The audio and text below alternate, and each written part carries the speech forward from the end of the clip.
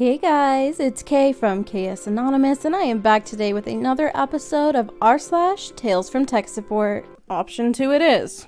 Have a nice day. Dear Diary, August 19th, 2002. When they say dogs are a person's best friend, I hope this isn't what they meant. P.S. I think I need therapy now. I got dispatched to a service call at an in-home business. Report was the PC was making a weird intermittent buzzing noise, but sometimes it would whine at a very high pitch, and then click, and the whining would make their dog start barking. Of course, my first thought was fan, but the whining sounded more like a failing hard disk. Since this was a new customer, we told them it could be a few different things. I took various fans and a couple sizes of hard disks since they couldn't tell us the size of the HDD. It was a weird size in Explorer, so I wasn't sure if it had been set up wrong with the CHS translation or what. Pull in the driveway and walk up to the door. Ding dong. Ooh, Holy moly, that sounds like a big dog. Yes, it was a big dog. I'm not the best estimate of dog sizes or breeds, but I'd guess it was over 70 pounds, and it looked like a Mastiff Shepherd lab mix if you do an image search. It seemed nice enough and quieted down as soon as the owner yelled at it, sniffed my hand, decided it was okay, and walked with us down the hall to the office. I got down on the floor to start unhooking the PC, and the dog started trying to get really friendly. I pushed the dog away. No, down! Oh yeah, he always does that. Just ignore him. Could you please restrain him? Nah, he's fine. Just ignore him. Sit, Snots. Sit. Good boy. Hat tip to Cousin Eddie. Watching the dog carefully, I got back down on the floor and he just sat there, so I figured we were okay. Then suddenly the dog is up and climbing on me again. I jumped up, grabbed the dog by the scruff, and put it on the floor in submission, looked the owner in the eye, and yelled, "Secure him immediately or put him out! Your other option is this service call is canceled, you get a 4-hour service bill with a cancel fee, and I take everything back and you pay restocking for every item I bought." The owner yelled back at me, "Let go of my effing dog! Who the F do you think you are?" Option 2 it is. Have a nice day. I charged them a restocking fee for the HDD, a half dozen fans, and a couple of CPU cooler fan combos. The no-call on-site cancellation fee was $100, and 4 hours of service was around $200 if I recall correctly. In a not shocking development, we wound up sending them to collections as well as red flagging them with the other local tech shops. I don't know exactly how I feel about this one, because I don't know. I feel like it was a little extreme to, throw the dog down on the floor. But then again, this is a big dog that's, literally climbing on this person who appears to not exactly like dogs and feel comfortable around them. And they are in someone's, some stranger's house trying to work on their computer. I feel like it would have, I feel like it escalated a bit quickly, in my opinion. But then again, the owner of the dog really should have understood from the first round, this person isn't comfortable with this dog, and the dog is getting in the way and climbing on this person while they're trying to do their work. I feel like that should have been common sense, just put the dog in another room or something. But I guess, I don't know. I feel conflicted because I have a dog who is very lovey-dovey, and she's also over 70 pounds. But when I think about it, every time we have, someone come over to do work or whatnot, she's put in another room or put outside or something because we don't want her jumping all over someone or barking and freaking out and stuff. So I guess that makes sense. And it's kind of strange that this person thought that they should just dismiss it when the technician told them repeatedly that they didn't want this dog in their face. Ever had that distinct feeling of seething anger and hatred towards a guy, only to realize it's not really his fault and you're kind of left wondering what there is to feel at all? That was me a few weeks ago. Quick backstory. We have sold 10 client PCs to a customer on which they had installed software we also sell. The end customer, who we'll call John, ended up not liking the software, so we were asked if we could provide something different. Demos were given, and in the end, they had chosen a software that was ideal for their situation. Our client's ITer, who we'll name Fred, was also present, and he was noting down and asking what the installation procedures were. Their sales guy, who we'll name Dan, was there too. Mind you, I was not present at this demo, so I had no idea who anyone was or what was exactly sold. My colleague, we'll call him George, was the one present at the demo and was also handling most of their questions regarding the new software. Fast forward 2 months, and I get a call from Dan, who I at the time didn't know wasn't their IT guy. He said the software wasn't working properly and asked if one of us could drop by to fix it. I said that George was on holiday, so if they wanted his help specifically, they'd have to wait until he came back in about 2 weeks, but if I could provide any help, I wouldn't mind doing so. A week passes with no answer, so I figured they wanted to wait for George to come back. Then suddenly, I got a call from Dan. "Hi, is this George?" "No, this is T. How can I help you?" "Oh, well, can I talk to George?" "George is still on leave until next week. Is there anything I can assist you with?" "Well, our customer is saying the software isn't working at all and wants someone to come by tomorrow to fix it." "Oh, I'll need to check our schedules and see if I'm able to No, you don't understand. Someone has to come, or we'll lose this customer. You guys had better come, or I'll go and find another distributor to buy our stuff from." "Is there any way for me to remotely log on to the clients and see if I can fix it that way?" "No, it's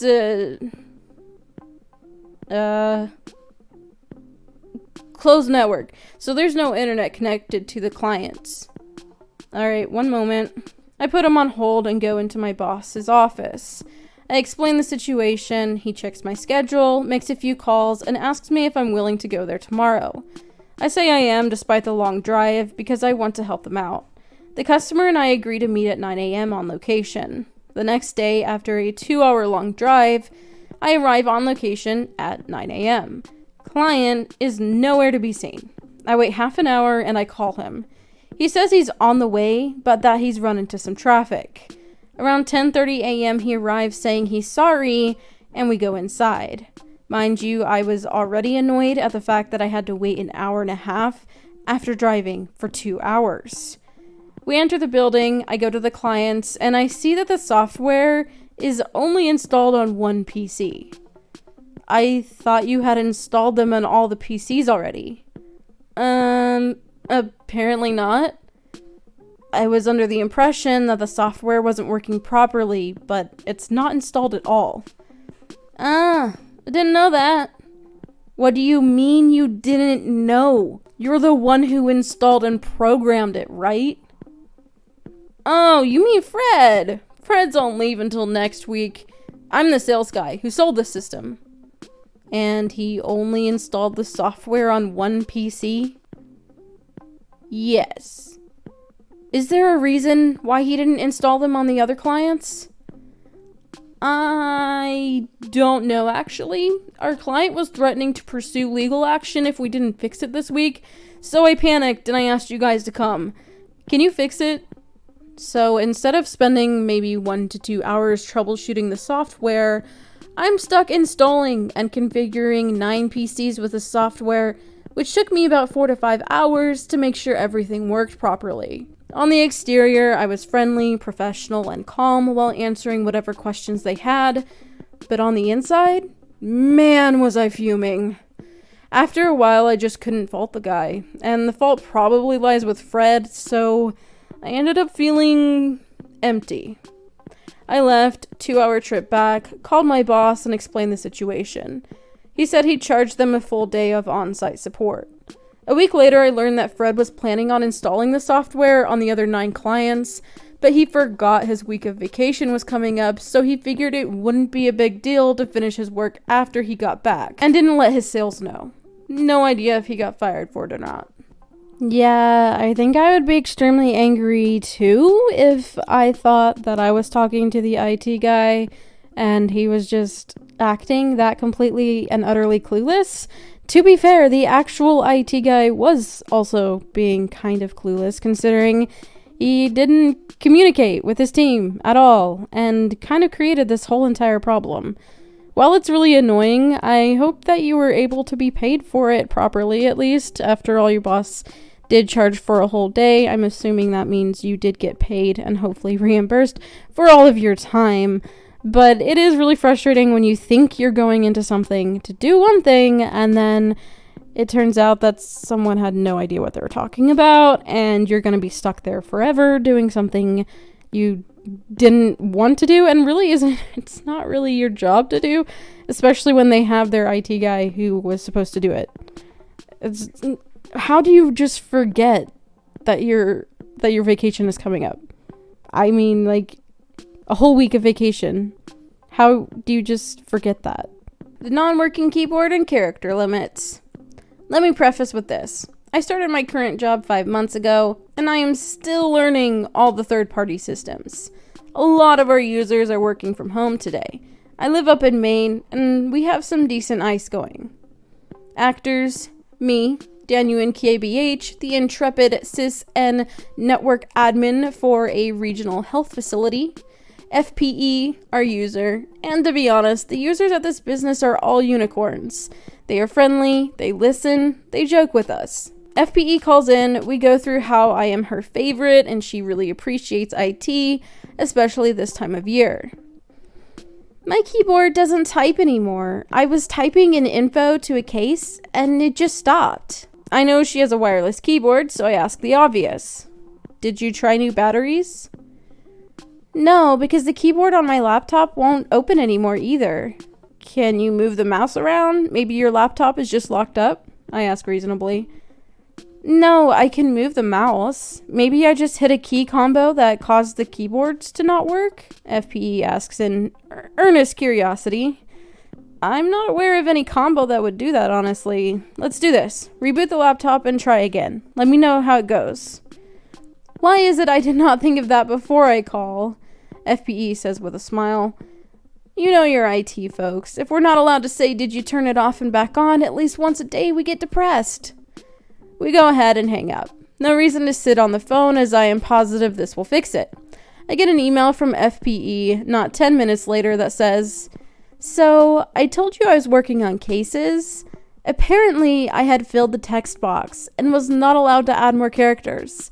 Instead of the system telling me that, it just did not allow me to add more information. I.e., I perceived that my laptop and keyboard stopped working. Might be good for you to know when other people's brains stop working, such as mine did. I love our users. At least your users are indeed unicorns and are nice and listen, even if they call IT for things like no longer being able to type more characters into a text box. At least it sorted itself out. She realized what was happening, and you only had to offer the idea of restarting one time. Hi folks, back again with Tales from Typewriter Support. I suppose I'm not particularly the best judge of character when it comes to people. You can't open them up and see how they work like you can with a typewriter. Well, you could, but you'd find yourself in some unsavory circumstances. I had a customer come in once with a lovely German portable typewriter in need of cleaning and repair. We had a lovely chat about all sorts of things from typewriters to fountain pens, and she gave me a cute little pocket notebook and some stickers. I thought she seemed like a wonderful person, one of those rare individuals that actually makes you want to continue business with them. She signed my payment contract without question or problem, and there I have 2 clauses listed. Everything on there exists because I've been screwed for it in the past. First is a $20 assessment fee, non-refundable, and it does not go to the final bill. It's merely for me to take the time to strip the machine down and tinker with it to get an accurate list of problems and dial in the quote as close as possible. Second clause, I cannot return the machine to you before you've paid. I didn't think these would be an issue. I've had folks complain, but that's just how I need to do business.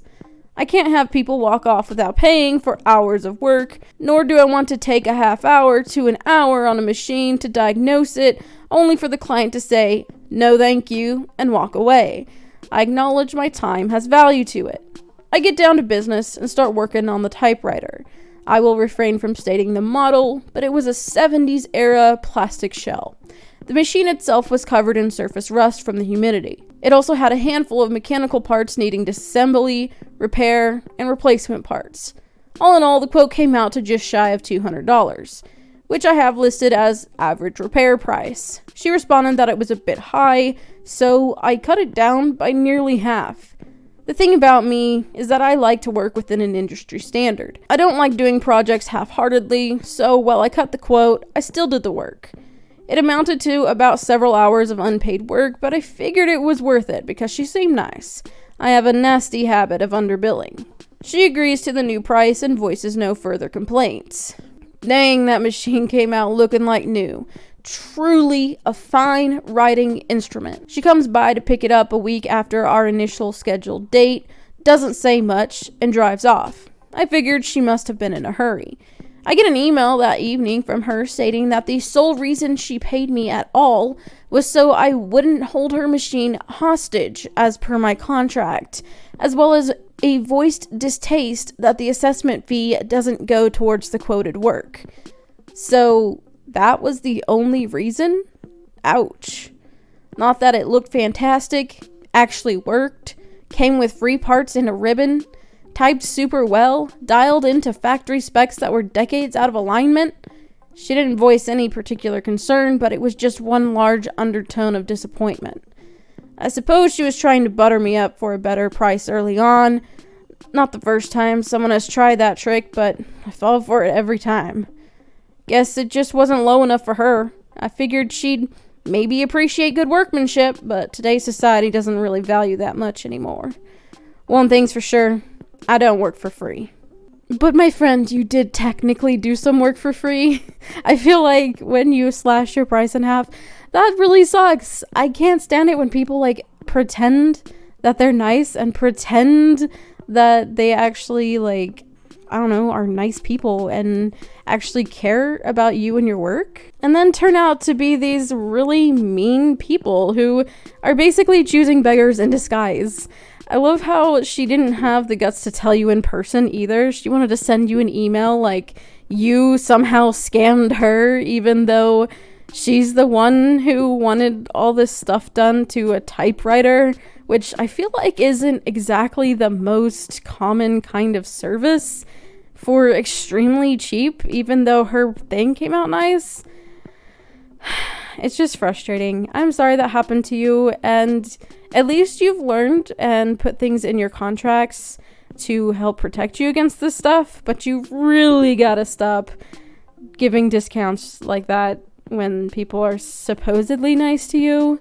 You are indeed worth the amount of time and money that it takes, and hopefully you'll be able to continue learning from this stuff. Anyway, that is going to wrap it up for today's video. If you enjoyed it, go ahead and drop a like and let me know your thoughts in the comments below. Really quickly, I'd like to thank my patrons. Up on the screen, you should see my face palmers and my crazy case.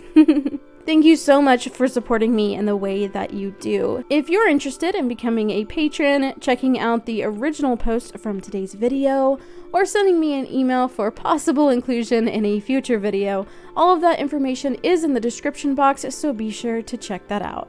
And I'll talk to you in my next video. Bye!